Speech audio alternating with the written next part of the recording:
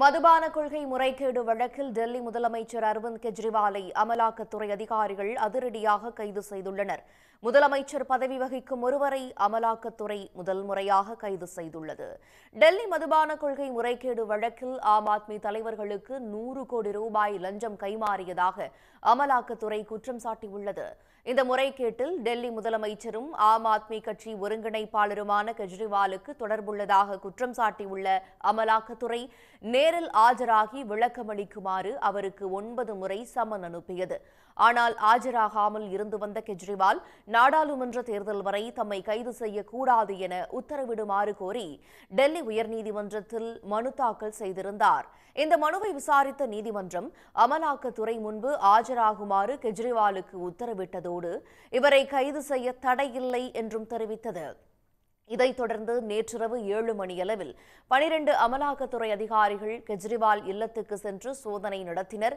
மேலும் அவரிடம் சுமார் 2.5 மணி நேரம் விசாரணை நடத்தினர். கெஜ்ரிவால் இல்லத்துக்கு அமலாக்கத்துறை வந்த செய்தியை அறிந்த ஆம் ஆத்மி நிர்வாகிகள் ஏராளமானோர் அங்கு திரண்டதால் பதற்றம் நிலவியது.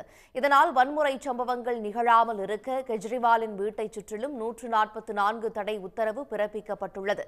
சுமார் 2.5 மணி நேரம் விசாரணைக்கு பிறகு கெஜ்ரிவாலை அதிகாரிகள் கைது செய்து அமலாக்கத்துறை அலுவலகத்திற்கு அழைத்துச் சென்றனர்.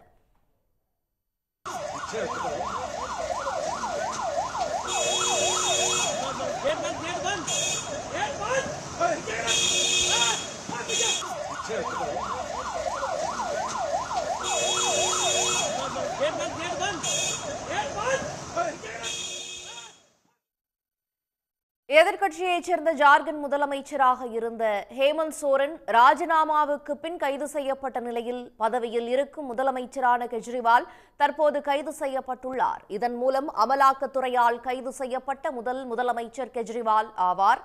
இதனிடையே கெஜ்ரிவால் கைதை கண்டித்து தர்ணாவில் ஈடுபட்ட ஆம் ஆத்மி தொண்டர்களை போலீசார் குண்டுக்கட்டாக கைது செய்தனர். தலைநகரின் பல பகுதிகளிலும் விடிய விடிய போராட்டத்தில் ஈடுபட்ட ஆம் ஆத்மி கட்சியினர் கைது செய்யப்பட்டனர்.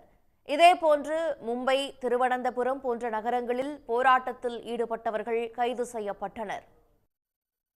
இதனிடையே அமலாக்கத்துறை அலுவலகத்தில் அரவிந்த் கெஜ்ரிவாலுக்கு மருத்துவ பரிசோதனை மேற்கொள்ளப்பட்டது. இந்த சோதனைக்கு பிறகு அவரிடம் தொடர்ந்து விசாரணை நடத்தினர். இதைத் தொடர்ந்து இன்று காலை சிறப்பு நீதிமன்றத்தில் ஆஜர்படுத்தப்படும் கெஜ்ரிவாலை அமலாக்கத்துறை காவலில் எடுத்து விசாரிக்க அனுமதி கேட்டு மனு தாக்கல் செய்ய உள்ளனர்.